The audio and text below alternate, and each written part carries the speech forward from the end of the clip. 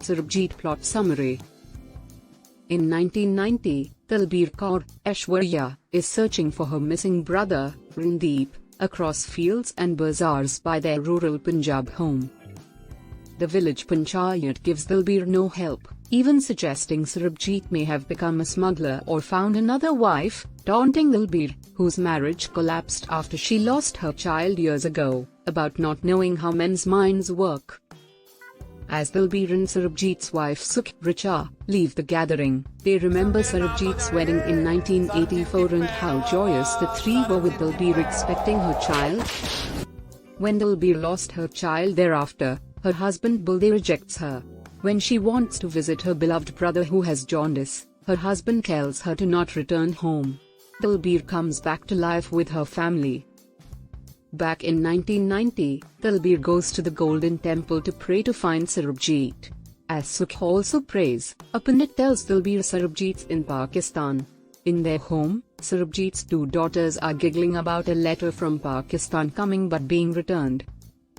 When Dalbir hears this, she rushes to the post office and retrieves Sarabjit's letter from jail in Pakistan, where he recounts how, out on a drinking spree in the fields, he drunkenly stumbled over the very poly-marked border, straight into a life of hellish imprisonment and torture in Pakistan, being forced to admit to being Ranjit, an Indian accused of orchestrating explosions in Pakistan.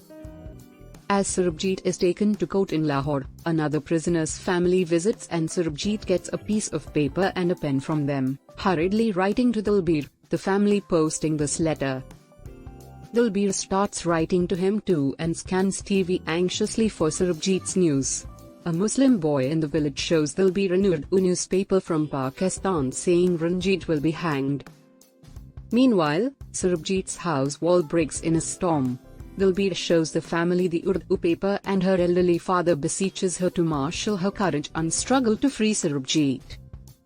As Sarabjit's Pakistani lawyer Abdullah Hussain advises to rouse the Indian government, Dalbir starts to follow MLAs, MPs and ministers to reach Sarabjit's case to their ears. In Lahore jail, Sarabjit is put in shackles but reads Sukh's letter about their younger daughter. As both Sarabjit and Sukh look at the full moon, Sukh decides to name the child Poonam. Dalbir is trying hard to meet the PM in Delhi while Sarabjit is put in a solitary confinement cell. Dalbir meets the PM but gets no response. On Diwali, Dalbir cuts her own bridal dresses to make new clothes for the girls. The family wants to celebrate but the elderly father passes on. In Pakistan, on Eid, Sarabjit is given his annual bar of soap. He's received no letters for the last 3 years. The Pokhran nuclear tests and attack on India's parliament have only raised tensions between India and Pakistan. Dalbir goes to meet Punjab's CM but is cruelly hit by his gunmen. Indian government representatives tell her they are ashamed of Sarabjit as he's a terrorist. Shocked, Dalbir returns home, but then sits down on the street in Adana, which only grows. The media starts to cover the villagers' protest to state Sarabjit's innocence and free him. As Dalbir and the family fast unto death, the government stays unmoved. But a Canadian human rights group takes note and under pressure, a Pakistani minister visits Sarabjit and angrily tells the jail authorities to remove his shackles and clean his chamber pot daily. Sarabjit receives a package from home, containing homemade sweets. In Delhi, Dalbir speaks for Sarabjit at a political rally and a campaign starts to free him. Another Indian, Sardar Singh, is freed, but he admits to being a terrorist which harms Sarabjit's campaign.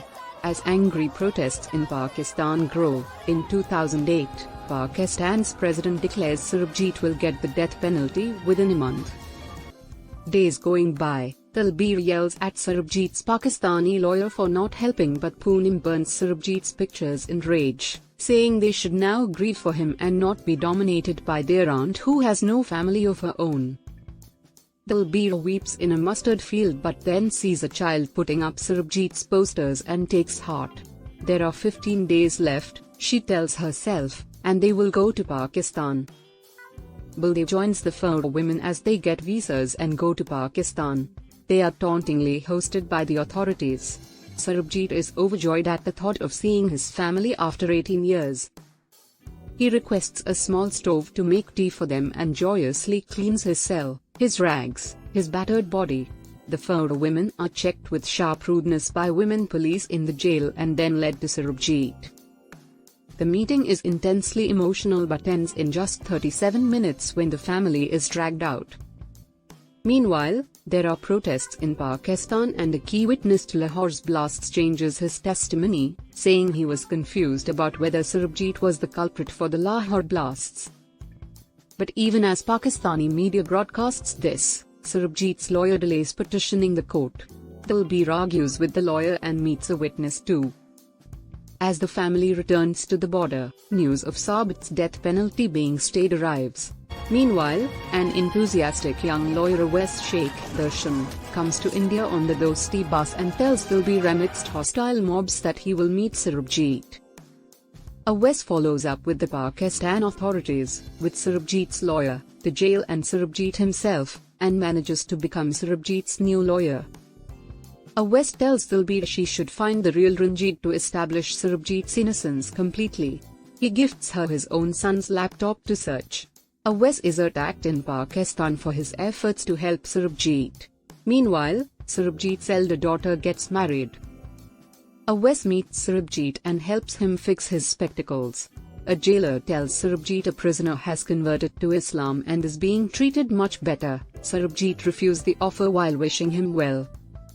The real Ranjit Singh is suddenly arrested in Chandigarh for fraud. Dalbir attacks him outside the court for his cowardliness, but he taunts her and tells her he has important protectors. Afzal Guru is hanged. Ajmal Kasab is captured in India. Tension rises. Sarabjit's family gets one visa to visit him. They quarrel but Dalbir goes across with Awais, whose scooter is set on fire right outside the jail door. Dalbir addresses the Pakistani media about her brother's innocence. She's deeply frustrated when she visits Sarabjit, but he cheers her, saying she's freed his name all over the world. Sarabjit tells Dalbir of the Pakistani prisoners mistakenly imprisoned in India and says she should help them too. When Awais takes Dalbir to a shrine, she meets several Pakistani women seeking her help for their menfolk in Indian jails. Suddenly, there is news of Sarabjit being released soon and his family celebrates. But when they reach the border, they find Surjit has instead been released and Pakistani President Zardari's office states there was a misunderstanding over the name. The family is devastated. Dalbir tries to hang herself in despair but her sister-in-law comforts her. They decide to lodge one more petition for Sarabjit's release. But as Ajmal Kasab is hanged in India, Pakistan bays for blood. Awais and his little son are kidnapped and beaten up, while Sarabjit is attacked by convicts in the jail who brutally assault him. With Sarabjit in hospital, the family comes to visit but is surrounded by a baying mob that screams fatwa. Dalbir steps out of the car and yells back at the mob about humanity and courage. The family meets Sarabjit, who's unconscious. They see he is still bleeding and not properly looked after. To request he be shifted to an Indian hospital, the family goes to Delhi. But Sarabjit dies. Awais's family is threatened and forced to leave Pakistan.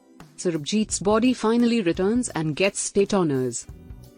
A box of his possessions, a sweater, spectacles, his letters, a broken comb, reach Sukh, who cries and places them in their home. Dalbir goes to Tihar jail and starts to help Pakistani prisoners lodged there.